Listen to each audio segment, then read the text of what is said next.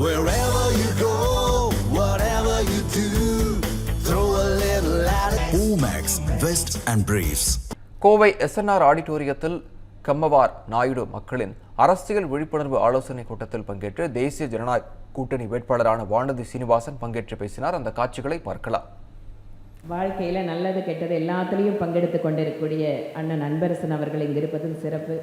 அதே போல் எங்கள் மாவட்டத்தினுடைய தலைவர் திரு ரமேஷ்குமார் அவர்கள், அவர் தேசிய கட்சியில் இருந்தாலும் கூட கம்மவார் மக்களுடைய உரிமைகளுக்காக எப்போதும் குரல் கொடுத்து கொண்டிருப்பவர். எங்களுடைய முன்னாள் மாவட்ட தலைவர் அன்பு சகோதரர் திரு CR நந்தகுமார் அவர்கள்.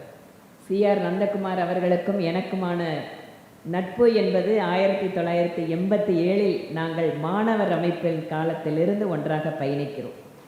87 வருஷம்னா கிட்டத்தட்ட இன்றைக்கி 39 வருஷமாக நாங்கள் ரெண்டு பேரும் ABPயில் ஒரு 10 வருஷம், அதுக்கப்புறம் BJPயில். இன்னும் கூட சொல்ல வேண்டும் என்றால் 2016 நான் சென்னையிலிருந்து கோயம்புத்தூருக்கு வேட்பாளராக வருகின்ற பொழுது அன்று மாவட்ட தலைவராக இருந்த CR நந்தகுமார் முழு ஒத்துழைப்பை எனக்கு வழங்கி என்னுடைய தேர்தலுக்கு அவ்வளவு ஆதரவாக பணியாற்றினார்.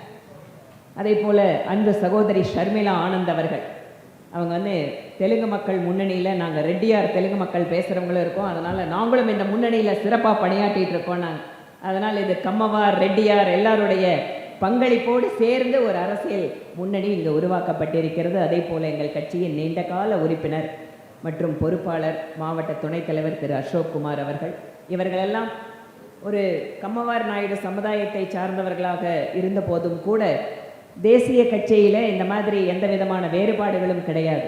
ஆனாலும் அண்ணன் விவேகானந்தன் பழனிசாமி சொன்ன மாதிரி ஒவ்வொரு சமுதாயத்திற்கும் என்று சில சிறப்பு இயல்புகள் உண்டு. அவர்களுடைய நம்பிக்கை, அவர்களுடைய குலதெய்வம், அவர்களுடைய வாழ்வியல் முறைகள், அவர்கள் போற்றுகின்ற தெய்வங்கள், தாங்கள் வாழ்வையில் ஏற்றுக்கொண்ட சில வேல்யூஸ், கோர் வேல்யூஸுங்கிறத விட்டு கொடுக்காத ஒரு தன்மை. அவர் சொன்ன மாதிரி சனாதன தர்மம். இன்னைக்கு விஜயநகர பேரரசு இல்லை என்றால் தென்னிந்தியாவிலே ஹிந்து கோயில்கள், ஹிந்து மத அடையாளங்கள் என்பது முழுமையாக அழிக்கப்பட்டிருக்கும். அப்படி விஜயநகர பேரரசு தென்னிந்தியா முழுமைக்கும் காப்பாற்றி இன்றைக்கெல்லாம் நம்ம பெருமையாக சொல்கிறோம் 2000 வருஷ கோயில், 1000 வருஷ கோயில் அப்படிங்கும் போது அதையெல்லாம் காப்பாற்றிய பெருமை விஜயநகர பேரரசுக்கு உண்டு. ஒரு தேசிய கட்சியாக பாரத பிரதமர் நரேந்திர மோடி சொல்வார், ஒவ்வொரு மொழிக்கும் இங்கே ஒரு சமமான அந்தஸ்து உண்டு, ஒவ்வொரு பிராந்தியத்தில் வசிப்பவர்களுக்கும் சமமான அந்தஸ்து உண்டு. ஆனால் தமிழகத்தில் சமீப காலத்தில் பார்க்கிறோம், தெலுங்கு மொழி பேசுகின்ற மக்கள் மீது வன்மத்தை கக்குவது, அவர்களுடைய மொழியை வைத்து அவர்களை சிறுமைப்படுத்துவது, அவர்களை இழிவுபடுத்துவது, அவர்களெல்லாம் வேற வேற பேரு சொல்லி நீங்கள்லாம் வந்தேறீங்கன்னு சொல்றது, இதெல்லாம் தமிழகத்தினுடைய கலாச்சாரம் கிடையாது. தமிழகம் அத்தனை மதத்தவர்களையும் ஜாதியை சார்ந்தவர்களையும் ஒன்றாக பார்க்கக்கூடிய ஒரு அமைதியான மாநிலம்.